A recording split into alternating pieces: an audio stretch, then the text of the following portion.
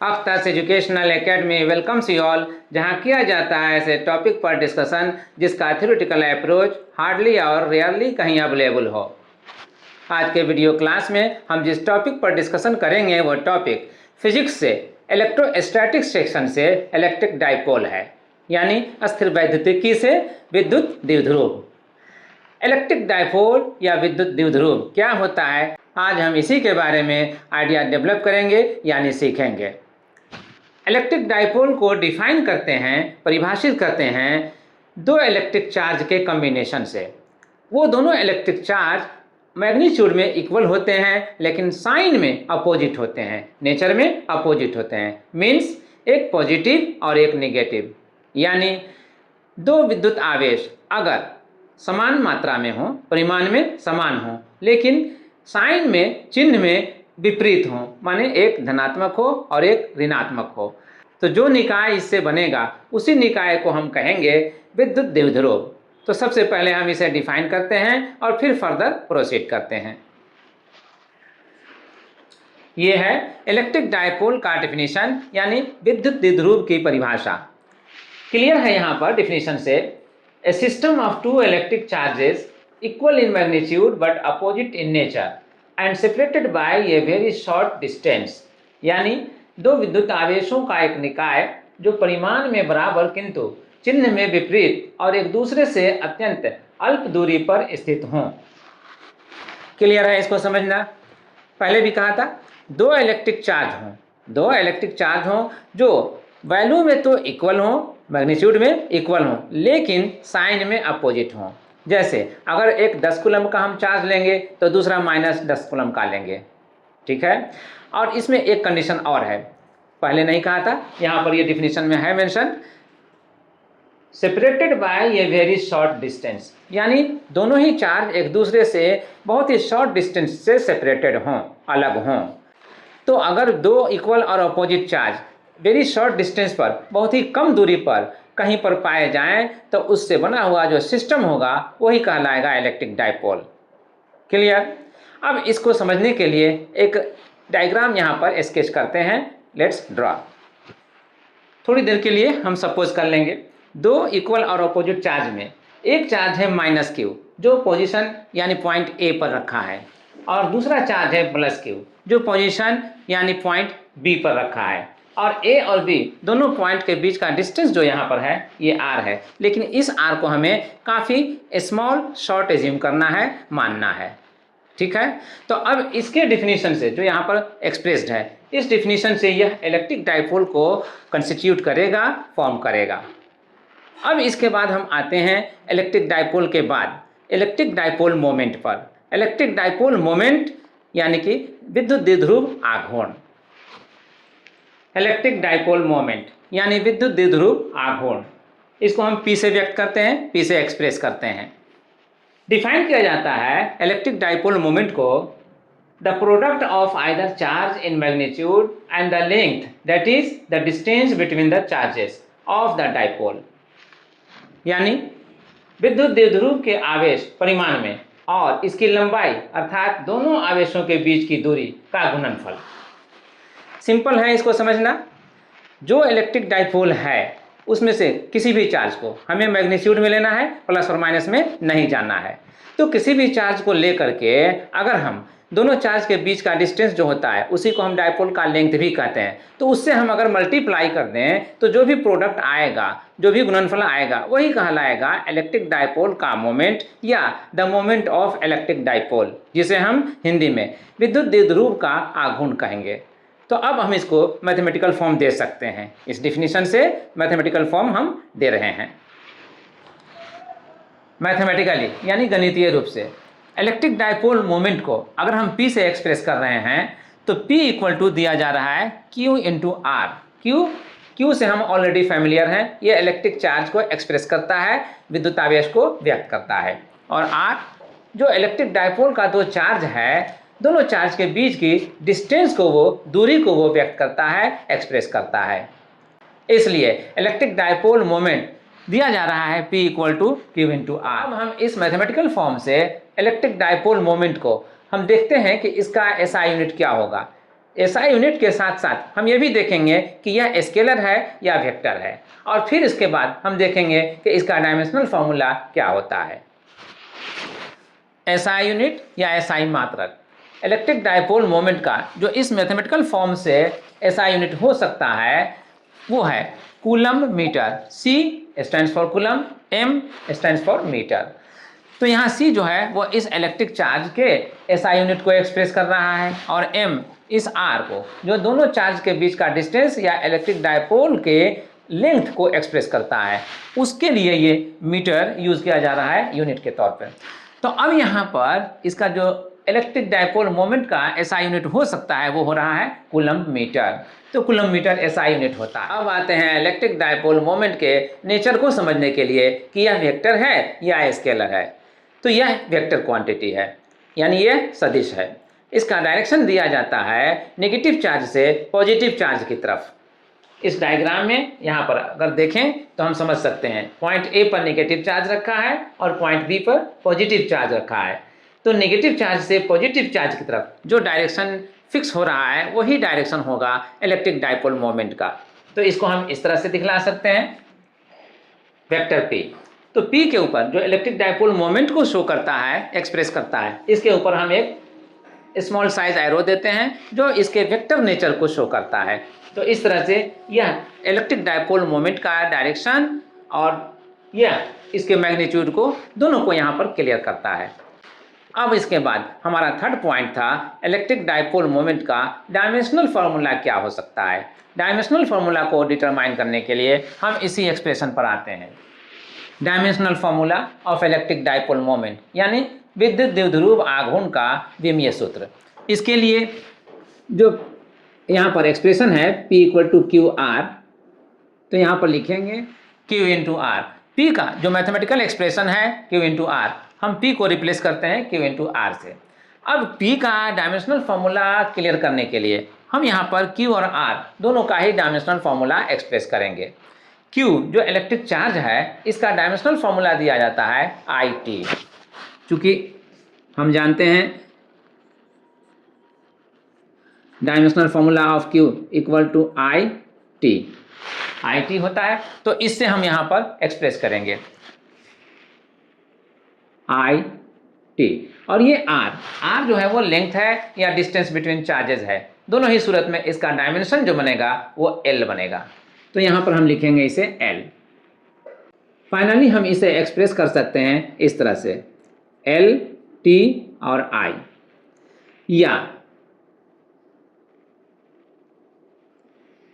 अगर फिजिक्स का 3 basic quantities को हम लें L, M और T, तो इसमें जो पावर पॉसिबल है यहाँ पर हम उसे एक्सप्रेस करेंगे, शो करेंगे, और फिर हम डिटरमाइन करेंगे डायमेंशनल फार्मूला ऑफ P को। M जो मास को एक्सप्रेस करता है यहाँ पर अवेलेबल नहीं है, अनअवेलेबल है। तो इसके लिए L यहाँ पर शो करने के बाद M जो हम लिखेंगे इस पर पावर 0 शो कर देंगे, तो LM0 ये हो जाएगा। और T इसके बाद हम यहाँ लिखेंगे और I उसके बाद यहाँ लिखेंगे। इस तरह से इलेक्ट्रिक डायपोल मोमेंट का ये कंप्लीट डायमेंशनल फार्मूला हो गया LM0TI। अब इन तीनों पॉइंट्स को क्लियर करने के बाद, अंडरस्टैंड करने के बाद प्रोसीड करते हैं towards to find the expression for electric field due to an electric dipole, यानी किसी विद्युत द्विध्रुव के कारण किसी जगह पर विद्युत क्षेत्र कितना हो सकता है इसको पता करने के लिए। इलेक्ट्रिक फील्ड या electric field intensity due to an electric dipole, यानी विद्युत द्विध्रुव के कारण विद्युत क्षेत्र या विद्युत क्षेत्र की तीव्रता। अब हम इस पर डिस्कस करेंगे, लेकिन इसके लिए पॉसिबिलिटी हम लेंगे। पॉसिबिलिटी नंबर 1, जब पॉइंट डायपोल के एक्सिस पर हो, और पॉसिबिलिटी नंबर 2, जब पॉइंट डायपोल के इक्वेटोरियल लाइन पर हो। तो सबसे पहले हम यहाँ पर लेते हैं पॉसिबिलिटी नंबर 1, यानी कि जब पॉइंट डायपोल के एक्सिस पर हो। केस 1 पॉसिबिलिटी 1 को हम जो कह रहे थे उसको ले रहे हैं। When the point is axial, यानी जब बिंदु अक्षीय हो। तो इस केस में हम यहाँ पर जो देख रहे हैं AB, एक इलेक्ट्रिक डायपोल को हम सपोज करके चलेंगे और A से B को मिलाने वाला लाइन सेगमेंट को आगे प्रोड्यूस किया गया, बढ़ाया गया। तो यही लाइन जो होगा वो इलेक्ट्रिक डायपोल का एक्सिस शो करेगा और इसी एक्सिस पर ये एक पॉइंट हम सी को सिलेक्ट कर रहे हैं और इसी पॉइंट सी पर हमें electric field due to this electric dipole find out करना है, पता करना है। यानी इस विद्युत द्विध्रुव के कारण इस बिंदु सी पर कितनी विद्युत क्षेत्र की तीव्रता होगी, हमें ये पता करना है। इसके लिए हम यहाँ पर सी को हम देखेंगे कि इस इलेक्ट्रिक डायपोल से कितनी दूरी पर है, कितने डिस्टेंस पर है। इसको श्योर करने के लिए हम ए और बी जो इलेक्ट्रिक डायपोल के लेंथ को शो करेगा, इसका एक मिड पॉइंट को हम सिलेक्ट करते हैं और मिड पॉइंट से ही हम इस पॉइंट सी के डिस्टेंस को श्योर करेंगे, निश्चित करेंगे।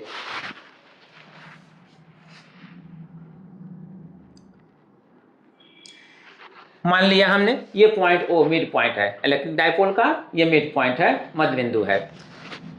इसलिए ए से ओ जो डिस्टेंस होगा, जो लेंथ होगा, इसको हम अगर ए से एक्सप्रेस करें तो ओ से बी का जो डिस्टेंस होगा, लेंथ होगा, ये भी ए से एक्सप्रेस होगा। और इस तरह से इलेक्ट्रिक डायपोल का जो ए बी का डिस्टेंस है, इसका लेंथ क्या होगा, ये भी हम फाइंड आउट कर सकते हैं। इसके लिए यानी इलेक्ट्रिक डायपोल का जो लेंथ है उसको पता करने के लिए हम इस ए और इस ए दोनों को हम ऐड कर देंगे। ऐड करने से क्या आएगा, 2a। तो ये 2a हो गया लेंथ ऑफ इलेक्ट्रिक डायपोल। और अब हम यहाँ देखेंगे कि इस मिड पॉइंट O से इस C पॉइंट का डिस्टेंस कितना है। सपोज कर लीजिए O से C का जो डिस्टेंस बन रहा है वो R है। तो अब O से C का डिस्टेंस R है, लेकिन हम जब इलेक्ट्रिक डायपोल का जो चार्ज है -q और +q, इनकी वजह से C पर इलेक्ट्रिक फील्ड को हम सेपरेटली फाइंड आउट करेंगे, तो फिर जहां पर ये चार्जेस हैं वहां से डिस्टेंस को हमें कंसीडर करना पड़ेगा। कूलम्ब्स लॉ से हम यही जानते हैं कि जिस पॉइंट पर हमें इलेक्ट्रिक फील्ड को फाइंड आउट करना होता है ड्यू टू ए चार्ज, तो वहां पर उस पॉइंट से उस चार्ज के बीच का डिस्टेंस हम लेते हैं, मेजर करते हैं। तो यहाँ पर निगेटिव चार्ज जो Q है -q वो A पर है, तो A से इस पॉइंट C का डिस्टेंस कितना होगा, ये कैसे पता करेंगे। इसके लिए जो डिस्टेंस R हम देख रहे हैं O से C का, उस डिस्टेंस में यहाँ से O से A तक का जो डिस्टेंस हम देख रहे हैं लेफ्ट साइड में, इसको हम ऐड कर दें तो A से C तक का टोटल डिस्टेंस निकल जाएगा और तब हो जाएगा R, जो R ये हो रहा है ये, और ये plus A, R plus A, R plus A से C पॉइंट का डिस्टेंस हो गया R प्लस A। अब इसके बाद जो चार्ज B पर है +q है, तो इस चार्ज का इस पॉइंट C से कितना डिस्टेंस है उसको हम डिटरमाइन करेंगे, उसको हम श्योर करेंगे। इसके लिए हम यहाँ पर आते हैं डायग्राम में और क्लियर करते हैं कि अगर O से C का डिस्टेंस हम यहाँ पर R ले रहे हैं, तो B से C का डिस्टेंस निकालने के लिए इस R के डिस्टेंस में ये जो A है O से B तक का डिस्टेंस लेंथ, उसको हम माइनस कर लें, तो माइनस करने से जो आएगा रिमेनिंग, तो वही डिस्टेंस होगा B से C का और वही होगा इस चार्ज से इस पॉइंट का डिस्टेंस। तो इसके लिए हम यहाँ पर शो करेंगे R - A, तो R - A इस चार्ज का इस पॉइंट C से डिस्टेंस हो गया। तो अब इसको क्लियर करने के बाद हम प्रोसीड करेंगे इन दोनों चार्ज की वजह से अलग अलग इलेक्ट्रिक फील्ड कितना हो सकता है पॉइंट C पर, उसको क्लियर करने के लिए, उसको डिटरमाइन करने के लिए। Let's proceed. Electric field at C due to the charge at A that is -q। जो A पर चार्ज है यहाँ पर -q, इस चार्ज की वजह से इस पॉइंट C पर कितना इलेक्ट्रिक फील्ड होगा, इसको हम दिखला सकते हैं, शो कर सकते हैं।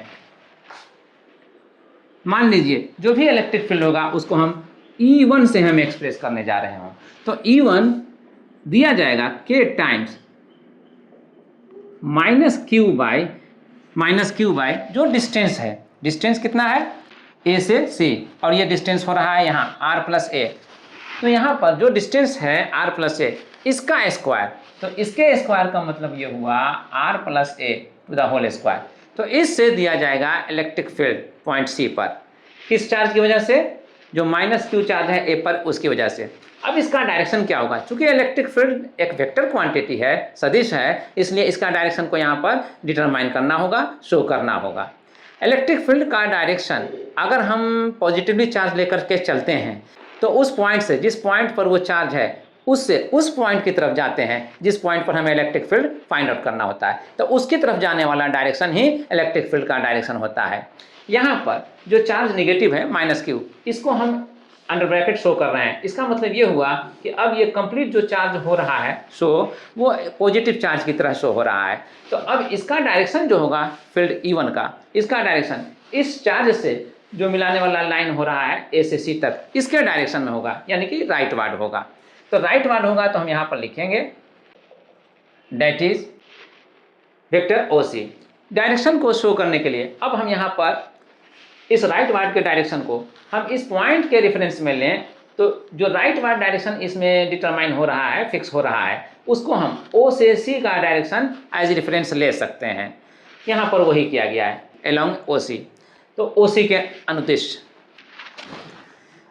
सदिश OC के अनुदेश। तो इस इलेक्ट्रिक फील्ड E1 का यहाँ पर डायरेक्शन श्योर हो गया, डिटरमाइन हो गया। अब इसके बाद हम आते हैं इस पॉइंट B पर जो चार्ज है पॉजिटिव चार्ज Q, इसकी वजह से यहाँ पॉइंट C पर कितना इलेक्ट्रिक फील्ड होगा उसको फाइंड आउट करने के लिए, उसको पता करने के लिए, E2 को फाइंड आउट करने के लिए, जैसे हमने E1 निकाला है K times under bracket -q by r plus a to the whole square. ये r प्लस a क्या है? ये इस चार्ज -q जहाँ है वहाँ से इस पॉइंट C के बीच का डिस्टेंस है r प्लस a। तो यहाँ पर जो हम जा रहे हैं B पर जो चार्ज है +q, इसकी वजह से C पर कितना इलेक्ट्रिक फील्ड होगा इसको पता करने के लिए हम जा रहे हैं। तो इसके लिए B से C का डिस्टेंस हमें लेना होगा और ये डिस्टेंस है r माइनस a। तो ये चार्ज है Q और डिस्टेंस है r माइनस a। तो यहाँ पर जो -q था अब इसको हम रिप्लेस करेंगे +q से। प्लस यहाँ पर शो करने की ज़रूरत है नहीं, तो K टाइम्स Q और ये बाई r माइनस a इसका होल स्क्वायर। तो K times Q by r minus a to the whole square, ये है electric field due to the charge at, जो चार्ज B पर है उसकी वजह से C पर कितना विद्युत क्षेत्र होगा उसके लिए ये हो गया एक व्यंजक यानी एक्सप्रेशन। अब इसका डायरेक्शन क्या होगा? जिस तरह से हमने E1 के डायरेक्शन को इंश्योर किया था, ठीक उसी तरह से हम E2 के डायरेक्शन को भी इंश्योर करेंगे, फिक्स करेंगे। इसके लिए ये जो माइनस चार्ज था अंडर ब्रैकेट लेकर के हमने इसको एज पॉजिटिव चार्ज ट्रीट किया था, समझा था। तो इसके लिए जो डायरेक्शन फिक्स हुआ था वो राइट वार्ड हुआ था, है ना। तो इसी तरह से यहाँ पर जो B पर चार्ज है Q, ये तो ऑलरेडी पॉजिटिव ही है, तो इस पॉइंट से C पॉइंट को मिलाने वाला लाइन सेगमेंट जो जा रहा है वही डायरेक्शन देगा इलेक्ट्रिक फील्ड का डायरेक्शन। तो ये जो आ रहा है डायरेक्शन में, तो ये तो राइट वार्ड आ रहा है, तो राइट वार्ड ही डायरेक्शन होगा। यहाँ पर जो फील्ड बनेगा इस चार्ज की वजह से वो राइट वार्ड ही होगा। राइट वार्ड के लिए जैसे हमने यहाँ पर आर्गूमेंट किया था कि राइट वार्ड डायरेक्शन को हम वेक्टर OC से शो कर सकते हैं एज रेफरेंस, तो ठीक उसी तरह से हम यहाँ पर जो BC लाइन के अलोंग जा रहा है डायरेक्शन, उसके लिए भी हम राइट वार्ड डायरेक्शन को हम OC लाइन के अलोंग में कन्वर्ट करके शो कर सकते हैं एज रेफरेंस ही। तो यहाँ पर जो डायरेक्शन फिक्स हो रहा है वो अलोंग वेक्टर OC, ये कह लीजिए, यानी कि OC के अनुदेश। डायरेक्शन के लिए यहाँ पर इंश्योर कर लिया अलोंग वेक्टर OC, यानी सदिश OC के अनुदेश। तो इलेक्ट्रिक फील्ड E2 का भी डायरेक्शन यहाँ पर इंश्योर हो गया, इलेक्ट्रिक फील्ड E1 का भी डायरेक्शन इंश्योर कर लिया। दोनों का डायरेक्शन इंश्योर कर लिया और दोनों का डायरेक्शन सेम टू सेम रहा। क्लियर? अब इसके बाद जो हमने यहाँ पर C पर फाइंड आउट किया है इलेक्ट्रिक फील्ड, इन दोनों चार्ज -q और +q दोनों की वजह से जो यहाँ पर इलेक्ट्रिक फील्ड को फाइंड आउट किया है, यहाँ ये और यहाँ ये एक्सप्रेस कर रहा है। तो अब इन दोनों का इफेक्टिव फील्ड क्या होगा, अब हमें ये पता करना है। इसको फाइंड आउट करने के लिए हमने पहले भी कहा था कि हम अलजेब्राइक सम लेंगे। इफेक्टिव इलेक्ट्रिक फील्ड को हम E से एक्सप्रेस कर रहे हैं, तो E इक्वल टू होगा E1 प्लस E2 और डायरेक्शन वही जो दोनों का अपना अपना डायरेक्शन था, यानी अलोंग OC।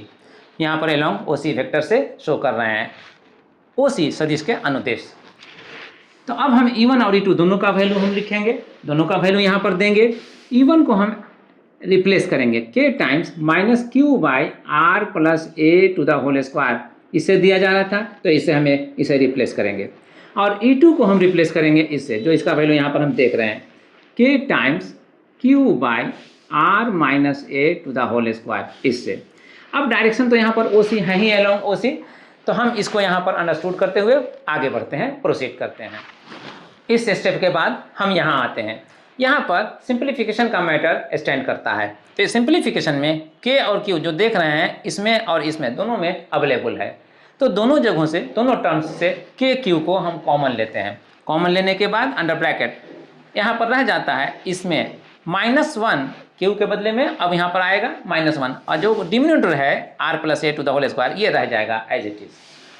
तो -1/r+a² अब इसके बदले में रह गया यहाँ पर, और यहाँ पर से के क्यू को बाहर निकलने के बाद यहाँ पर रह जाता है वो 1/r-a²। अब यहाँ पर अंडर ब्रैकेट जो टर्म्स हैं इनको हम सिंप्लीफाई करेंगे। सिंप्लीफाई करने में जो डिनोमिनेटर है उसका एलसीएम लेंगे।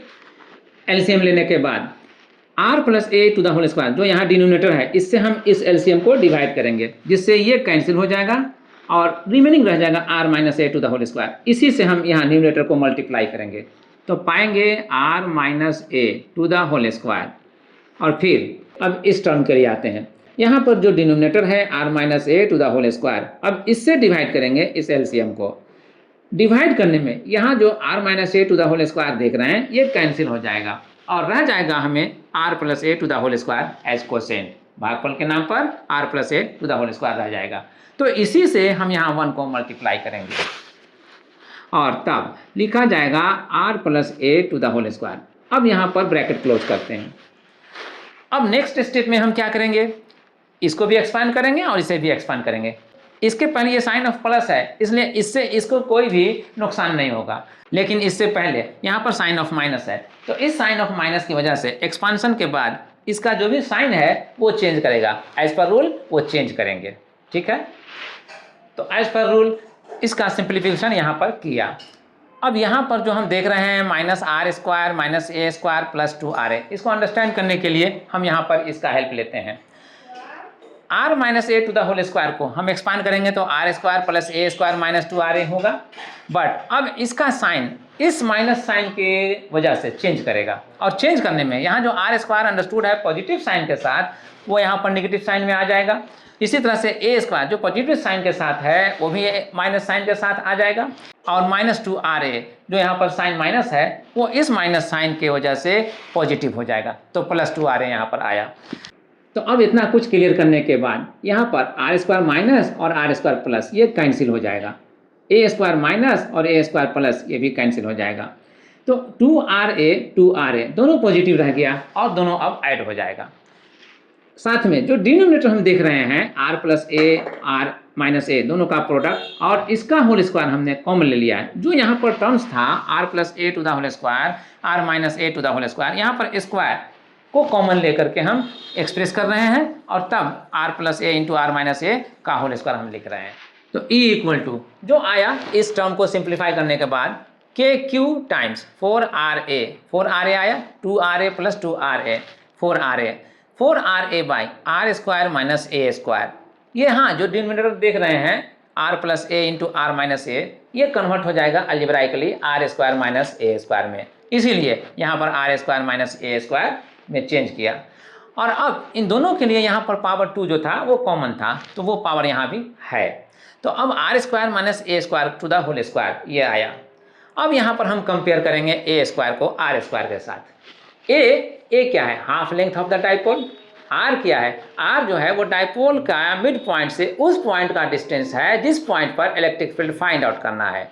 यानी हम डायग्राम में अगर देखें तो ये पॉइंट C है जहाँ पर हमें इलेक्ट्रिक फील्ड को फाइंड आउट करना है। हम इसका डिस्टेंस ले रहे हैं इलेक्ट्रिक डाइपोल जो AB है उसका मिड पॉइंट O से, तो यहाँ से यहाँ तक का डिस्टेंस r है। तो ये डिस्टेंस अब इस डाइपोल के लेंथ के कंपैरिजन में ज़्यादा होता है। बाय डेफिनेशन हम यही जानते हैं कि इलेक्ट्रिक डाइपोल का लेंथ दोनों चार्ज के बीच का जो डिस्टेंस होता है उससे डिफाइन होता है, और ये दोनों चार्ज के बीच का डिस्टेंस वेरी स्मॉल होता है, बहुत ही कम होता है। तो ये 2a जो लेंथ है इलेक्ट्रिक डाइपोल का वो बहुत ही कम डिस्टेंस है, और ख़ास करके इस डिस्टेंस r के कंपैरिजन में काफ़ी कम है ये। तो अब अगर ये 2a ही इस r के कंपैरिजन में कम हो रहा है, वेरी स्मॉल हो रहा है, तो इसका हाफ जो होगा वो a वो तो और भी कम होगा। अब अगर वो और भी कम होगा तो किसी भी दो नंबर को अगर लेकर के आप चेक कीजिए, तो दो नंबर को ले लीजिए और दोनों का स्क्वायर कीजिए। स्क्वायर करने से पहले देख लीजिए कि दोनों का डिफरेंस क्या है, और स्क्वायर करने के बाद देख लीजिए कि दोनों का डिफरेंस क्या आ रहा है। आप पाएंगे कि जो नंबर का डिफरेंस विदाउट स्क्वायर आ रहा था वो बढ़ जाता है जब हम स्क्वायर करके डिफरेंस निकालते हैं तब। फॉर एग्जाम्पल अगर कोई नंबर हम लेते हैं 5, तो 5 का स्क्वायर कितना हो जाएगा? 5 का स्क्वायर हो जाएगा 25। और अगर हम कोई लेते हैं नंबर 1, तो 1 का स्क्वायर कितना हो जाएगा? ये हो जाएगा 1। तो 1 ये है। अब 25 और 1 दोनों का स्क्वायर करने पर आया है अलग अलग। तो पहले ये देखिए कि यहाँ 5 और 1, 5 और 1 के बीच का डिफरेंस क्या है। तो ये जो डिफरेंस देता है वो इस तरह से हम देखें तो समझेंगे। 5 - 1 4 आता है, तो 5 - 1 4 आता है ये डिफरेंस। और यहाँ पर 25 और 1 आ रहा है, तो इसका डिफरेंस अगर हम देखें तो 25 - 1 24 आ रहा है।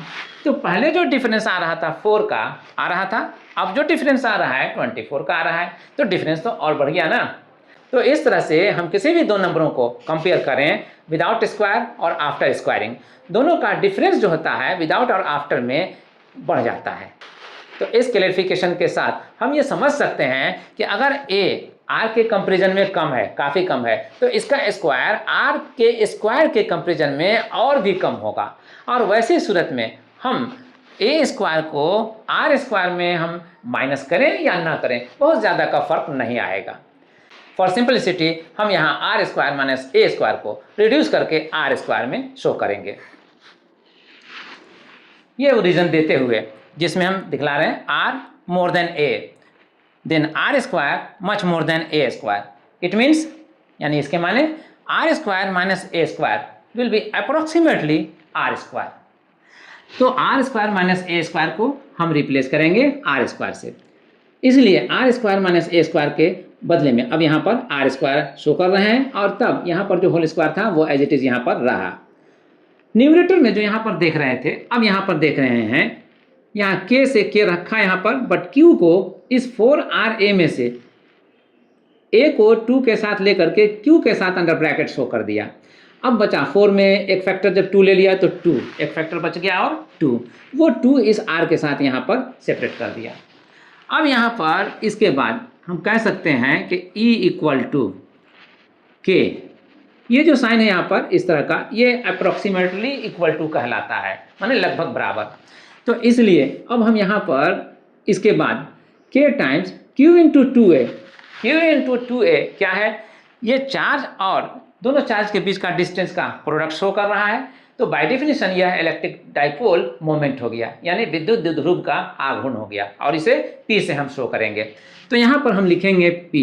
अब उसके बाद ये 2r है, 2r दे दीजिए, 2r बाई यहाँ जो r स्क्वायर का होल स्क्वायर है, r स्क्वायर का होल स्क्वायर मतलब r to the power 4, square to the whole square करें तो r to the power 4, r to the power 4 को हम लिख सकते हैं equal to r to the power 3 into r करके। तो जब ऐसा करेंगे तो यहाँ पर भी r to the power 3 into r ऐसा करेंगे। ऐसा करने से ये हुआ कि ये r न्यूमरेटर और डिनोमिनेटर से कैंसिल हो गया। तो अब आफ्टर कैंसिलेशन हमें जो मिल रहा है e = k times p into 2, यानी कि अब हम इसे लिख सकते हैं ट्वाइस p, तो k times 2p by r³ ये लिख सकते हैं। तो अब हम इसी को फाइनली यहाँ पर एक्सप्रेस करेंगे। तो फाइनली हमने e को यहाँ पर एक्सप्रेस कर दिया, e = k times twice p by r³। अब यहाँ पर डायरेक्शन भी शो कर दिया, डायरेक्शन ऑलरेडी हम इंश्योर कर चुके थे, उसी को यहाँ पर रिपीट कर दिया एलॉन्ग वेक्टर OC, यानी O से C के अनुदेश। इस डायरेक्शन के साथ, इस मैग्नीट्यूड के साथ, यहाँ पर जो हमने पॉसिबिलिटी लिया था as possibility number 1 under case number 1 में, तो वो काम जो यहाँ पर हमें टास्क मिला था करने के लिए वो यहाँ पर पूरा होता है। अब आते हैं टुवर्ड्स पॉसिबिलिटी नंबर 2, केस 2। जो पॉसिबिलिटी 2 में हम डील करने जा रहे थे उसे हम डील करेंगे under case 2। When the point is equatorial, यानी जब बिंदु निरक्षीय हो। इक्वेटोरियल या निरक्षीय क्या होता है, पहले हम इसको समझ लें। अगर किसी लाइन सेगमेंट पर कोई परपेंडिकुलर बाइसेक्टर ड्रा किया जाए, लंबसमद्विभाजक खींचा जाए, तो उसी को हम कहेंगे इक्वेटोरियल लाइन, या लंबसमद्विभाजक को कहेंगे निरक्षीय। अब इसको हम इस डायग्राम में अंडरस्टैंड कर सकते हैं, समझ सकते हैं। यहाँ पर जो पॉइंट देख रहे हैं A, इस पॉइंट पर जो चार्ज ले रहे हैं वो -q का ले रहे हैं, और यहाँ B पॉइंट जो देख रहे हैं यहाँ पर जो चार्ज ले रहे हैं वो +q का ले रहे हैं। तो ए बी जो होगा एक इलेक्ट्रिक डाइपोल को शो कर सकता है, हम उसे एज्यूम कर सकते हैं। अब इसको एज्यूम करने के बाद ए से बी का जो लाइन सेगमेंट होगा वो डाइपोल का लेंथ हो जाएगा। अब इसी लाइन सेगमेंट पर हम यहाँ परपेंडिकुलर बाइसेक्टर को शो कर रहे हैं ओसी ड्रा करके, ओसी के द्वारा हम इसे दिखला रहे हैं। तो ये जो परपेंडिकुलर बाइसेक्टर हुआ ओसी, उसी में पॉइंट सी हम लेंगे जहाँ पर हमें इलेक्ट्रिक फील्ड को फाइंड आउट करना है, यानी विद्युत क्षेत्र को पता करना है। अब इसके लिए हम यहाँ पर जो ए बी देख रहे हैं डाइपोल का लेंथ है, उसका मिड पॉइंट ओ हम ले रहे हैं। इस ओ से ए का डिस्टेंस पहले भी हमने ए लिया था, सपोज किया था, अभी भी ले रहे हैं ए। और ओ से बी का डिस्टेंस यानी ओ से बी का लेंथ जो होगा ओ बी, वो उसको भी हम यहाँ पर शो कर रहे हैं, दिखला रहे हैं ए से। तो ये भी ए, ये भी ए, तो कुल मिलाकर के लेंथ ऑफ डाइपोल हो जाएगा ट्वाइस ए, 2a। अब उसके बाद इस पॉइंट ओ से इस पॉइंट सी जहाँ पर हमें फील्ड को फाइंड आउट करना है, पता करना है, उसका डिस्टेंस हम सपोज कर रहे हैं r। तो अब यहाँ पर देख रहे हैं कि COA या AOC और BOC ये दो राइट एंगल ट्रायंगल बन रहे हैं, दो समकोण त्रिभुज बन रहे हैं। इसमें AC और BC दोनों त्रिभुज के लिए, दोनों ट्रायंगल के लिए हाइपोटेन्यूज है, कर्ण है। तो इसके लेंथ को हम बता सकते हैं, दिखला सकते हैं, किससे? अंडर रूट R ये है OC, तो हम इसका स्क्वायर लेंगे R स्क्वायर, और A ये है OA, तो हम इसका स्क्वायर लेंगे A स्क्वायर।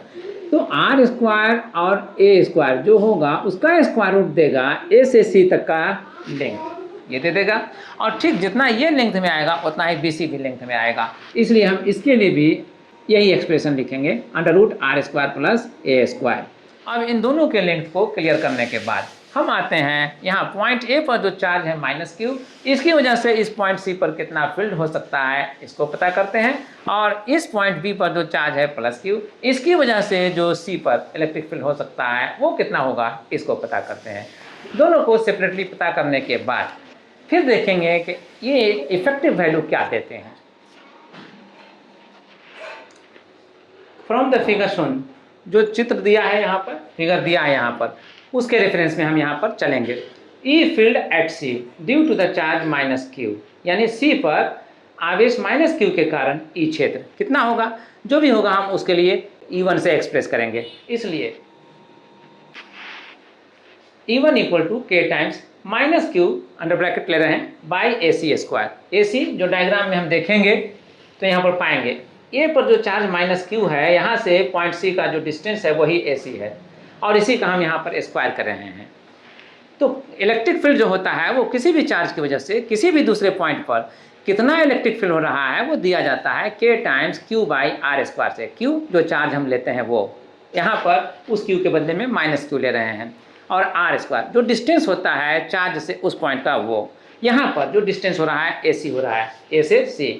अब यह AC इस डायग्राम में under root R square plus A square से एक्सप्रेस हो रहा है, इसलिए AC स्क्वायर को हम इसका स्क्वायर करके हम रिप्लेस करेंगे। स्क्वायर करके रिप्लेस करने पर यह स्क्वायर रूट रिमूव हो जाएगा। देयरफॉर अब E1 इक्वल टू जो ये था k times -q by AC square, इसमें AC स्क्वायर को हमने रिप्लेस कर दिया R square plus A square से, एज पर डिस्कशन। अब ये जो आया एक्सप्रेशन उस इलेक्ट्रिक फील्ड के लिए आया, जो इलेक्ट्रिक फील्ड पॉइंट ए पर जो निगेटिव चार्ज -q है यहाँ पर, उसकी वजह से सी पर बन सकता है, उसके लिए ये आया है। अब इसका डायरेक्शन क्या होगा? डायरेक्शन के लिए हम जिस चार्ज को लेते हैं उस चार्ज के पॉइंट जहाँ पर रखा हुआ है उस पॉइंट को उस पॉइंट से हम मिलाते हैं जिस पॉइंट पर हमें फील्ड फाइंड आउट करना होता है। तो उस पॉइंट से उस पॉइंट की तरफ मिलाने पर जो लाइन सेगमेंट प्रोड्यूस होकर जाता है, डायरेक्शन देता है, वही डायरेक्शन होता है इलेक्ट्रिक फील्ड का। यहाँ पर जो चार्ज है -q ए पर रखा हुआ है, और हमें फाइंड आउट करना है इलेक्ट्रिक फील्ड को सी पर। तो ए से सी को मिलाने वाला लाइन सेगमेंट जो देख रहे हैं AC, इसको हम प्रोड्यूस करें इसकी डायरेक्शन में, तो जो डायरेक्शन होगा वही इस E1 जो फील्ड है E1 का डायरेक्शन होगा। अब इसको हम यहाँ पर ड्रा करके शो कर सकते हैं, बट हम यहाँ अगर माइनस चार्ज जो -q दिखला रहे हैं, -q को अगर सिर्फ +q से हम शो करें तो माइनस हटाने के एवज में जो डायरेक्शन हम यहाँ दे सकते थे A से C की तरफ, उसका अपोजिट लेना होगा। तो अब हो जाएगा डायरेक्शन C से A की तरफ। और हम अब यही करते हैं। तो इसके डायरेक्शन को डिटरमाइन करने के लिए पहले यहाँ पर लिख दें along वेक्टर AC यानी सदिश AC की ओर। इस डायरेक्शन को डिटरमाइन करने के बाद, इंश्योर करने के बाद, अब हम यहाँ पर इस चार्ज का जो साइन है माइनस, इसको हम रिमूव करना चाहते हैं। अगर हम इसको रिमूव करते हैं तो बदले में इसके डायरेक्शन को हमें अपोजिट करना होगा, बदलना पड़ेगा। माइनस साइन को रिमूव करने के बाद जो अब इवन फील्ड के लिए जो हमें एक्सप्रेशन आ रहा है k times Q by are square plus A square आ रहा है, और इसका डायरेक्शन जो हो रहा है वो अलोंग CA हो रहा है। यहाँ पर अलोंग AC था, साइन माइनस का रिमूव किया तो अब बदले में हो गया अलोंग CA। तो C से A की तरफ डायरेक्शन होगा E1 का। इसको यहाँ पर हम शो करते हैं और फिर हम फर्दर प्रोसीड करते हैं चार्ज प्लस Q के लिए। तो E1 का डायरेक्शन इस CA से यहाँ पर शो करते हुए अब हम बढ़ते हैं इसके लिए। जो चार्ज Q है प्लस में, उसका फील्ड कितना होगा C पर, उसको फाइंड आउट करने के लिए जो फील्ड हम A2 फाइंड आउट करने चल रहे थे, वो फील्ड इस पॉइंट B पर जो चार्ज पॉजिटिव Q है उसकी वजह से पॉइंट C पर बनने वाला है। तो उस फील्ड के लिए हम यहाँ पर शो कर रहे हैं E2 equal to K times Q by BC square से, और ये हम रिफरेंस ले रहे हैं लाइक वाइज करके, जैसे हमने E1 को फाइंड आउट किया था ठीक उसी बेसिस पर हम यहाँ पर ले रहे हैं। तो E1 के लिए हमने लिखा था K टाइम्स माइनस Q, क्योंकि माइनस Q उसमें चार्ज था, बट यहाँ पर जो चार्ज है वो प्लस Q में है, तो प्लस को यहाँ पर शो करने की जरूरत है नहीं, इसलिए डायरेक्टली यहाँ पर शो कर रहे हैं K times Q by BC square. अब BC स्क्वायर जो BC है लेंथ है या डिस्टेंस है उस चार्ज से उस पॉइंट के बीच का, जिस पॉइंट पर हम फील्ड जानना चाहते हैं वो पॉइंट C है, तो C का डिस्टेंस है B से BC, और यह BC उतना ही है जितना AC है। तो AC अगर under root R square plus ए स्क्वायर है तो BC भी होगा under root R square plus ए स्क्वायर। इसलिए अगर AC स्क्वायर को हम रिप्लेस कर सकते थे आर स्क्वायर प्लस ए स्क्वायर को, तो BC स्क्वायर को भी हम रिप्लेस कर सकते हैं आर स्क्वायर प्लस ए स्क्वायर से, और इसलिए यहाँ पर आया है K times Q by BC square के बदले में K times Q by are square plus A square. अब इसका डायरेक्शन क्या होगा, इसको भी हमें इंश्योर करना है। इसके लिए हम यहाँ पर देखते हैं कि जो चार्ज है वो यहाँ B पर है, और जिस पॉइंट पर हमें फील्ड चाहिए वो पॉइंट C है। तो B से C को मिलाने वाला लाइन जिस डायरेक्शन में बढ़ रहा है, प्रोसीड कर रहा है, उसी डायरेक्शन में फील्ड होगा। तो यहाँ पर जो डायरेक्शन शो होगा वो BC होगा, अलोंग BC, वेक्टर BC, इसी को लिखा गया है BC सदिश के ओर। तो अब यहाँ पर आइए, तो E2 जो हो रहा है, अब E2 को हम फाइनलाइज करते हैं K times Q by are square plus A square से, और तब हम लिख रहे हैं अलोंग BC या BC की ओर। तो अब दोनों फील्ड को, जो चार्ज A पर रखा हुआ है उसका फील्ड C पर कितना होगा और डायरेक्शन किधर होगा इसको, और जो चार्ज B पर रखा हुआ है C पर उसका फील्ड कितना होगा और वो किस डायरेक्शन में होगा, दोनों को हम शो करेंगे। A पर जो चार्ज है उसका फील्ड और डायरेक्शन दोनों को हम यहाँ पर शो कर चुके हैं, डायग्राम में शो कर चुके हैं E1 वेक्टर से। तो E2 के लिए जो डायरेक्शन हमें यहाँ पर इंश्योर हो रहा है, BC के अलोंग हो रहा है, इसको भी यहाँ पर हम शो कर देते हैं, और फिर हम फर्दर इन दोनों फील्ड का इफेक्टिव फील्ड फाइंड आउट करने के लिए प्रोसीड करते हैं। E2 का डायरेक्शन इस लाइन सेगमेंट से इस एरो के साथ शो हो गया। तो जो फील्ड E2 यहाँ पर दिखला रहे थे अलोंग BC, अब उसके डायरेक्शन को ही डायग्राम में शो कर दिए। अब जाते हैं यहाँ पर C पर जो फील्ड हो सकता है इफेक्टिव फील्ड, उसको हम फाइंड आउट करने के लिए प्रोसीड करते हैं। हम यहाँ देख रहे हैं E1 और E2 जो फील्ड है, actually electric field vector quantity होता है। तो इलेक्ट्रिक फील्ड जब वेक्टर क्वांटिटी हो तो फिर उसका इफेक्टिव वैल्यू फाइंड आउट करने के लिए हमें वेक्टर रूल का हेल्प लेना पड़ता है। वेक्टर रूल का हेल्प लेने के लिए हम यहाँ पर दो ऑप्शन रखते हैं। एक, E1 जो है यहाँ पर जो C से A के डायरेक्शन में है, इसका कंपोनेंट को हम फाइंड आउट कर लें इस लाइन CO के अलोंग, और इस लाइन पर परपेंडिकुलर जो होगा लेफ्ट साइड में उसके अलोंग, और E2 का भी कंपोनेंट हम फाइंड आउट कर लें जो जहाँ लाइन OC हो रहा है उसके अलोंग ऊपर की तरफ, और इसका जो दूसरा कंपोनेंट होगा C से लेफ्ट साइड में इस तरफ, इसके तरफ। तो जब दोनों का हम कंपोनेंट फाइंड आउट कर लेंगे तो उसमें इसका जो एक कंपोनेंट डाउनवर्ड आ रहा है और इसका जो एक कंपोनेंट अपवर्ड आ रहा है वो वैल्यू में इक्वल है लेकिन डायरेक्शन में अपोजिट है, इसलिए दोनों एक दूसरे को कैंसिल कर देगा, न्यूट्रल कर देगा। तो इसका तो कोई इफेक्ट रहेगा नहीं फील्ड में। तो जो दोनों इफेक्ट रहेगा वो दोनों का दोनों जो लेफ्ट साइड में आ रहा है फील्ड कंपोनेंट्स उसी का रहेगा।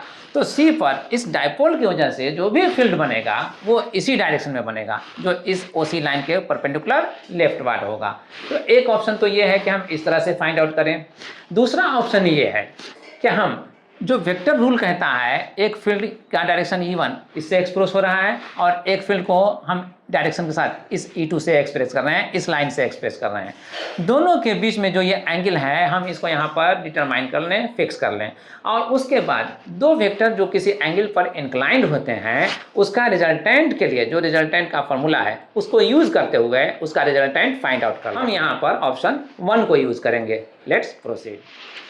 ऑप्शन 1 को यूज करने के लिए जो यहाँ सी पॉइंट पर OC पे परपेंडिकुलर ड्रा करेंगे, उसके लिए यहाँ पर एक एंगल हम सपोज करते हैं थीटा। अगर ये थीटा है तो AC और BC लेंथ में इक्वल है, इसलिए ये थीटा अगर है तो ये भी थीटा होगा। अब उसके बाद जब हम AC पे परपेंडिकुलर हम ड्रा करेंगे लेफ्ट साइड में, ये मान लीजिए ये लाइन हमने ड्रा कर दिया, तो अब E1 का कंपोनेंट हम इस लाइन सेगमेंट CO जो है रहा है इसके अलोंग हम फाइंड आउट करेंगे और इसका एक कंपोनेंट इस लाइन के अलोंग भी फाइंड आउट करेंगे। पहले हम दोनों का कंपोनेंट फाइंड आउट कर लेते हैं, फिर हम फर्दर आएंगे E2 के लिए। तो E1 cos थीटा जो हम ले रहे हैं अलोंग परपेंडिकुलर OC, तो ये यहाँ पर OC सदिश के लंबवत बाईं ओर हम दिखला रहे हैं।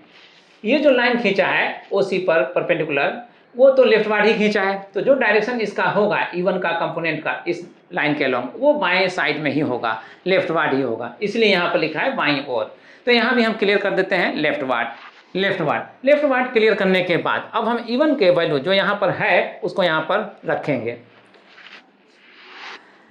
तो E1 cos थीटा को इससे रिप्लेस करने के बाद K times Q by R square plus A square into cos theta, इससे रिप्लेस करने के बाद डायरेक्शन भी वही रिपीट करने के बाद जो यहाँ पर मेंशन किए थे उसको रिपीट करने के बाद आते हैं इसका जो दूसरा कंपोनेंट होगा E1 का उसको फाइंड आउट करने के लिए। इस कंपोनेंट के बाद E1 का जो एक कंपोनेंट हो रहा था इस लाइन के लॉन्ग, उसके बाद इसका सेकंड जो कंपोनेंट होगा वो होगा E1 sin थीटा, और ये डायरेक्शन में किधर होगा अलोंग CO। यहाँ डायग्राम में देख लीजिए C से O की तरफ जाने वाला लाइन है, इसलिए यहाँ होगा E1 sin थीटा, ये होगा। तो अब इसको फाइंड आउट करने के बाद अब हम आते हैं E2 का जो कंपोनेंट्स होता है उसको क्लियर करने के लिए। इसी तरह से जैसे हमने E1 के लिए कंपोनेंट्स को फाइंड आउट किया था उसी तरह से E2 का भी कंपोनेंट हम यहाँ फाइंड आउट कर रहे हैं। इसके लिए द कंपोनेंट्स ऑफ E2 का घटक, पहला जो घटक ले रहे हैं कंपोनेंट 1, तो E2 cos थीटा ले रहे हैं अलोंग परपेंडिकुलर OC, यानी लंबवत OC की ओर। अब इसको समझने के लिए डायग्राम में आते हैं।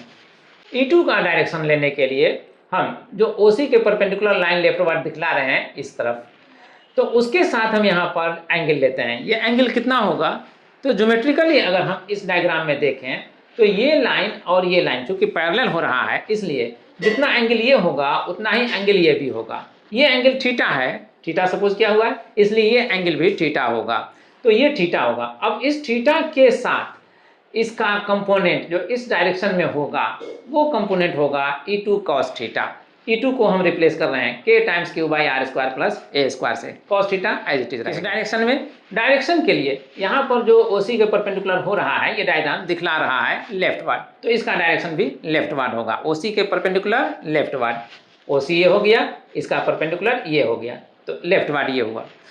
अब इसी डायरेक्शन में इसको शो करने के बाद एक्सप्रेस करने के बाद आते हैं इसका सेकंड कंपोनेंट जो होगा वो E2 sin थीटा होगा। E2 sin थीटा ये हो गया। E2 sin थीटा ये किस डायरेक्शन में होगा अलोंग OC, वेक्टर OC, यानी O से C की ओर। तो O से C जो हो रहा है वो यहाँ से यहाँ ऊपर की तरफ जा रहा है, तो इसमें E2 को वंस अगेन रिप्लेस कर रहे हैं K times Q by R square plus A square से, और sin theta as it is रह गया। तो मैग्नीट्यूड में ये हो गया, डायरेक्शन में ये हो गया। दोनों कंपोनेंट को फाइंड आउट करने के बाद जैसा कि हम ऑलरेडी डिस्कस कर चुके हैं कि जो कंपोनेंट इस लाइन OC पर CO के अलोंग और OC के अलोंग आएगा वो दोनों अपोजिट होगा, डायरेक्शन में अपोजिट होगा, और मैग्नीट्यूड में सेम टू सेम। यहाँ पर जो देख रहे हैं E2 sin थीटा को रिप्लेस करते हैं जो E2 के लिए K times Q by R square plus A square, और sin थीटा यहाँ पर है ही, तो इसका डायरेक्शन वही है जो यहाँ पर डायरेक्शन है, और ये डायरेक्शन है अलोंग ओ सी, यानी ओ से सी की तरफ। तो ये ओ से सी की तरफ ये ऊपर जा रहा है, इसको हम यहाँ पर शो कर देते हैं, उसके बाद हम फिर डिस्कस करते हैं। E2 का जो कंपोनेंट यहाँ दिखला रहे हैं k times Q by are square plus A square sine theta, इससे तो ये हो रहा है इस डायरेक्शन में अलोंग ओ सी, ऊपर की तरफ। तो ये हो गया। और इसका जो एक कंपोनेंट हो रहा था वो यहाँ था E2 cos theta. E2 cos theta, E2 को रिप्लेस कर रहे हैं k times Q by are square plus A square से, इससे तो ये जो डायरेक्शन में हो रहा है यहाँ पर हम ऑलरेडी दिखा चुके हैं यह, तो यह E2 cos थीटा हो गया, मान लीजिए यह E2 cos थीटा हो गया। और ये जो हम दिखला रहे हैं ये एरो, इससे हम काम लेते हैं E1 cos थीटा का, तो इसको हम E1 cos थीटा के लिए यूज कर लेते हैं। तो E1 cos थीटा और E2 cos थीटा दोनों सेम डायरेक्शन में हो गया। अब E1 का एक कंपोनेंट तो इस डायरेक्शन में हो गया, E1 का एक और जो कंपोनेंट है वो अलोंग CO है, तो अलोंग CO यहाँ पर दिखला देते हैं E1 sin थीटा। तो E1 sin थीटा एक कंपोनेंट जो हुआ वो अलोंग CO हो गया। तो यही कंपोनेंट E1 sin थीटा और ये कंपोनेंट E2 sin थीटा ये अपोजिट है। अब अगर E1 और E2 दोनों का वैल्यू सेम टू सेम हो तो इक्वल और अपोजिट हो जा रहा है, और E1 और E2 है ही सेम टू सेम, मैग्नीट्यूड में सेम टू सेम ही है, क्योंकि E1 का जो वैल्यू आया था k times Q by are square plus A square आया था, तो E2 का वैल्यू भी जो आया था वो k times Q by are square plus A square ही आया था। इसलिए ये E1 sin थीटा और E2 sin थीटा दोनों इक्वल और अपोजिट है, इसलिए ये दोनों एक दूसरे को कैंसिल कर देंगे और इनका कोई इफेक्ट इलेक्ट्रिक फील्ड में नहीं रहेगा। सो ओनली इफेक्ट जो रह जाएगा वो उस कंपोनेंट की वजह से जो यहाँ पर दिखला रहे हैं E2 cos थीटा और E1 cos थीटा, तो इन दोनों का इफेक्टिव वैल्यू ही यहाँ पर टोटल फील्ड होगा, इलेक्ट्रिक फील्ड होगा। अब हम इसी को कैलकुलेट करते हैं। तो जैसा कि हमने डिस्कस कर लिया था पहले भी, यहाँ पर रिपीट कर रहे हैं एज, चूंकि E1 sin theta equal to E2 sin theta and opposite in direction, ये दोनों इक्वल और अपोजिट है, इसलिए दे हैव नो इफेक्ट, इसका कोई भी इफेक्ट नहीं रहेगा, कोई भी प्रभाव नहीं रहेगा। तो अब जो भी इफेक्ट रहेगा किसका रहेगा, जो अदर कंपोनेंट है उसका रहेगा, और अदर कंपोनेंट कौन है, E1 cos थीटा और E2 cos theta. Therefore the effective E field at C, यानी C पर कुल प्रभावी ई क्षेत्र E equal to E1 cos theta plus E2 cos theta, ये रहेगा। E1 को हम रिप्लेस करेंगे k times Q by are square plus A square से, cos थीटा था अभी भी cos थीटा है। यहाँ पे E2 को हम रिप्लेस करेंगे k times Q by are square plus A square से, यही आया था, इसी से रिप्लेस कर रहे हैं। cos थीटा यहाँ पर है, यहाँ पर भी है, तो अब यहाँ पर सेम टू सेम टर्म्स लग रहे हैं, इसलिए हम डायरेक्टली इनको ऐड करेंगे 2 टाइम्स करके। Therefore E equal to 2k Q by are square plus A square cos theta, इन दोनों को हमने ऐड कर दिया। अब cos थीटा को हम इस डायग्राम से रिप्लेस कर सकते हैं r और a के टर्म में। 2k Q by are square plus A square को रिपीट करने के बाद cos थीटा को हम इस डायग्राम से r और a के टर्म में रिप्लेस करेंगे। थीटा अगर हम ये लेते हैं इस ट्रायंगल में, तो इस थीटा के लिए ये OA जो हो रहा है वो बेस हो रहा है, और ये जो AC है वो हाइपोटेन्यूज हो रहा है। तो इस OA का लेंथ A है और इस हाइपोटेन्यूज का length under root R square plus ए स्क्वायर है। तो हम A बाई हाइपोटेन्यूज करने पर under root R square plus ए स्क्वायर लिख सकते हैं, और इसीलिए यहाँ पर हम cos थीटा को रिप्लेस करेंगे A by under root R square plus A square से। अब इसको सिंप्लीफाई करने में हम के यहाँ पर लेते हैं, और इस 2 को अब इस A के साथ लेते हैं, और साथ ही में क्यूब लेकर के इसे अंडर ब्रैकेट एक साथ कर। अब इसमें आर स्क्वायर प्लस ए स्क्वायर का होल पावर हम 1 काउंट कर सकते हैं इसके ऊपर, और ये जो अंडर रूट है इसको हटा करके हम इस अंडर रूट के बदले में पावर आर स्क्वायर प्लस ए स्क्वायर पर 1/2 शो कर सकते हैं। तो यहाँ पर हम लिखेंगे आर स्क्वायर प्लस ए स्क्वायर ये, और उसके बाद इसके बदले में आर स्क्वायर प्लस ए स्क्वायर का पावर ये हाफ। अब सेम बेस पर पावर तो ऐड हो जाएगा, तो पावर ऐड हो जाएगा तो ये 1 है और ये हाफ है, 1 प्लस हाफ 1.5 कितना हो जाएगा 3/2। 3/2 ही हम डायरेक्टली यहाँ पर शो करते हैं, ठीक है। 3/2 आर स्क्वायर प्लस ए स्क्वायर पर पावर 3/2 शो करने के बाद वंस अगेन हम यहाँ पर अब कंसीडर करते हैं ए स्क्वायर और आर स्क्वायर को, क्योंकि हम पहले भी कंसीडर कर चुके हैं ए आर के कंपेरिजन में कम है, बहुत कम है, और इसलिए ए स्क्वायर आर स्क्वायर से और भी कम होगा। तो और भी कम होने के केस में आर स्क्वायर प्लस ए स्क्वायर अप्रॉक्सीमेटली वही आएगा जो अकेले आर स्क्वायर आ सकता है, और हम इसी से इसको रिप्लेस करेंगे। आर स्क्वायर प्लस ए स्क्वायर को आर स्क्वायर से रिप्लेस करने के बाद जो पावर 3/2 था यहाँ पर, पावर 3/2 यहाँ पर शो करते हैं, बट जो हम एजम्पशन लिए हैं उसको यहाँ पर एज रीजन काउंट करते हैं।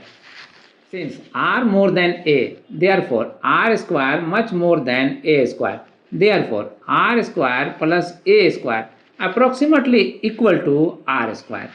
तो अब इसी को रीजन मानते हुए आर स्क्वायर प्लस ए स्क्वायर के बदले में आर स्क्वायर यहाँ लिखा और फिर शो किया इस पर पावर 3/2 बाय सिंपल कैलकुलेशन। यहाँ पावर 2 है और यहाँ पावर 3/2 है, दोनों पावर क्या होगा, मल्टीप्लाई होगा। मल्टीप्लाई में ये पावर 2 और ये 2 जो डिनोमिनेटर में है 3 का वो कैंसिल हो जाएगा, तो ओनली क्या रह जाएगा 3। अब इसको हम सिंप्लीफाई करते हैं और फिर फाइनलाइज करते हैं। तो बाय सिंपल कैलकुलेशन अब हम लिख रहे हैं टोटल ई जो फील्ड हो रहा है, total field E equal to K times P by R to the power 3। जो सिंप्लीफिकेशन यहाँ पर किए हैं उसको यहाँ पर रफ वर्क कर सकते हैं। Let's do R to the power 2 into 3/2। ये 2 और ये 2 कैंसिल हो जाएगा, कैंसिल होने के बाद यहाँ पर r पे पावर 3 रह जाएगा, यही r पे पावर 3 इसके बदले में यहाँ पर आया है। साथ में यहाँ पर न्यूमरेटर देख रहे हैं p, ये p यहाँ पर भी था और ये p रिप्लेस किया है इसको, जो यहाँ अंडर ब्रैकेट है q टाइम्स ट्वाइस a, इसको एक्चुअली ये जो है q टाइम्स ट्वाइस a ये इलेक्ट्रिक डाइपोल मोमेंट को डिफाइन कर रहा है, इसीलिए इसको रिप्लेस किया गया है p से। तो अब ये सब क्लियर करने के बाद जो फाइनली हम c पर इलेक्ट्रिक फील्ड का एक्सप्रेशन पाते हैं वो ये है, और c इक्वेटोरियल पॉइंट है। तो E equal to K times P by R to the power 3। अब इसके बाद इसका डायरेक्शन क्या होगा, इसको भी शो कर दीजिए जैसा कि यहाँ पर शो किया हुआ है, परपेंडिकुलरली ऑन OC लेफ्टवर्ड। तो डायरेक्शन भी यहाँ पर क्लियर हो गया। इस तरह से पॉसिबिलिटी वाइज हमने electric field due to an electric dipole को फाइंड आउट किया, जिसमें पॉसिबिलिटी नंबर 1 हमने लिया था एक्सियल पॉइंट और पॉसिबिलिटी नंबर 2 हमने लिया था इक्वेटोरियल पॉइंट, यानी अक्षीय बिंदु पर और निरक्षीय बिंदु पर क्या हो सकता है विद्युत क्षेत्र, इसको हमने पता किया और इसका व्यंजक को हमने पाया। अब इसके बाद जो कुछ भी हमने डिस्कस किया उसको फर्दर इम्प्रूव करने के लिए एक न्यूमेरिकल प्रॉब्लम को वर्कआउट करते हैं। Let's proceed. तो ये है वो न्यूमेरिकल प्रॉब्लम जिसे हम एज एग्जाम्पल वर्कआउट करने के लिए टेकअप कर रहे हैं। प्रॉब्लम है A system has two charges QA equal to 2.5 into 10 to the power minus 7 coulomb and QB equal to minus 2.5 into 10 to the power minus 7 coulomb located at points A 0 0 minus 15 centimeter and B 0 0 plus 15 centimeter respectively. What are the total charge and electric dipole moment of the system? और यह इसी का Hindi version. इस तरह से जब हम इस न्यूमेरिकल प्रॉब्लम को वर्कआउट करेंगे तो जो कुछ भी हमने डिस्कस किया है अब तक उसका बहुत सारा पॉइंट क्लियर हो जाएगा। Let's do. सोल्व करने के लिए, वर्कआउट करने के लिए यहाँ जो पोजीशन दिया हुआ है पॉइंट ए और पॉइंट बी का 0 0 माइनस 15 और 0 0 प्लस 15, इसको हम 3 डायमेंशनली सोचेंगे, समझेंगे। मतलब स्पेस में ये पॉइंट्स हैं जिसमें x एक्सिस के अलोंग 0, y एक्सिस के अलोंग 0 और z एक्सिस के अलोंग डिस्टेंस a के लिए लेना है 15, लेकिन निगेटिव डायरेक्शन में। और b के लिए जो पॉइंट है वो x एक्सिस के लिए 0, y एक्सिस के लिए भी 0, लेकिन z एक्सिस के लिए लेना है प्लस 15, इसलिए ये पॉजिटिव डायरेक्शन में। इस तरह से इसे क्लियर करने के बाद जो डायग्राम पॉसिबल हो सकता है इसको यहाँ पर हम रफली स्केच करते हैं और फिर उसके बाद फर्दर प्रोसीड करते हैं।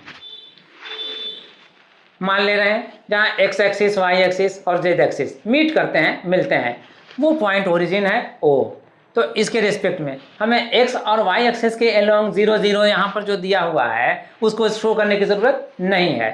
सिर्फ z एक्सिस के अलोंग में जो डिस्टेंस देख रहे हैं यहाँ पर माइनस 15 और प्लस 15 उसको हम यहाँ पर शो कर रहे हैं।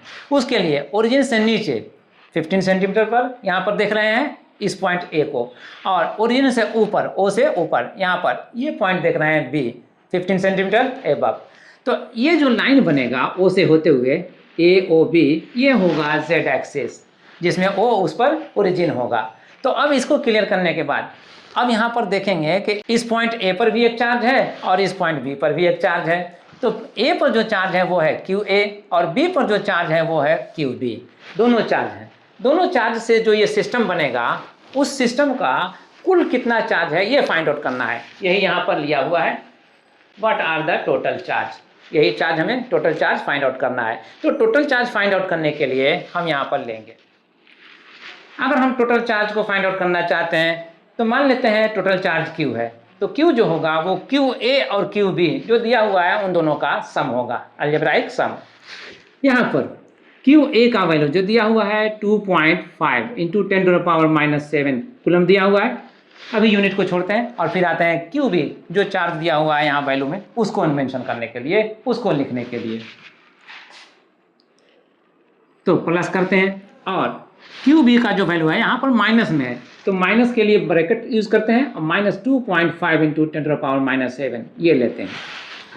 अब एज पर रूल यहाँ जब ब्रैकेट को रिमूव करेंगे तो ये साइन ऑफ माइनस इस साइन ऑफ प्लस को माइनस में चेंज कर देगा, इसलिए 2.5 इंटू 10⁻⁻7 माइनस 2.5 इंटू 10⁻⁻7 ये होगा।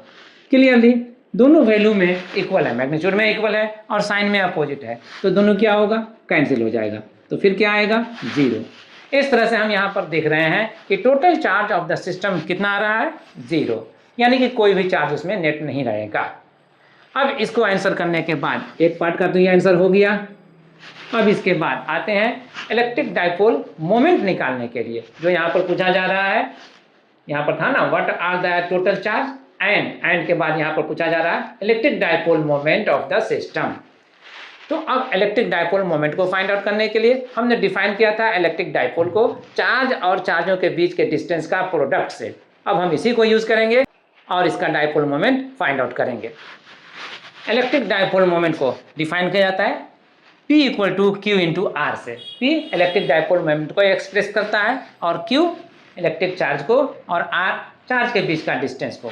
यहाँ पर Q का वैल्यू जो दिया हुआ है उसमें हम सिर्फ न्यूमेरिकल वैल्यू लेंगे और लिखेंगे 2.5 इंटू 10⁻⁻7 और R क्या है, दोनों चार्ज के बीच का डिस्टेंस। तो जो डायग्राम यहाँ पर हमने स्केच किया हुआ है यहाँ से देखेंगे, ये पॉइंट A पर जो चार्ज है QA है ये, और पॉइंट B पर जो चार्ज है QB है ये।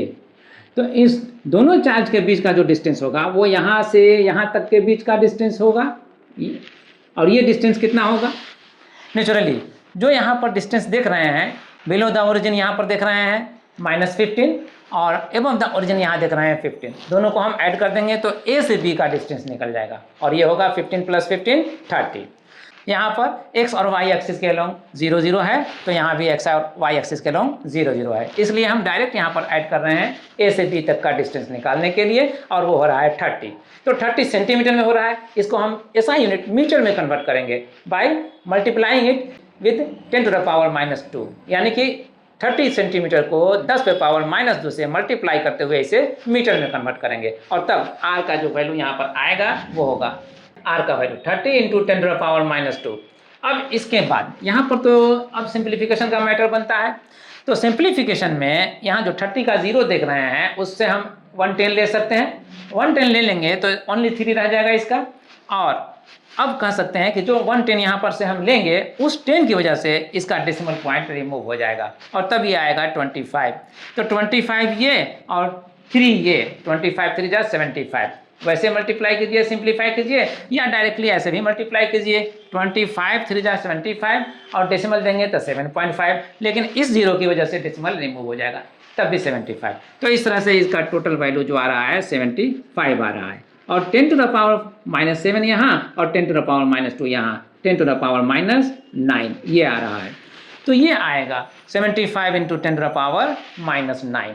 अब स्टैंडर्ड फॉर्म में लिखिए या फिर इसे यहीं पर आंसर कर दीजिए। अगर स्टैंडर्ड फॉर्म में लिखेंगे तो फिर यहाँ पर डेसिमल देंगे, जब हम यहाँ पर डेसिमल देंगे तो इसका वैल्यू 10 टाइम्स रिड्यूस कर जाएगा।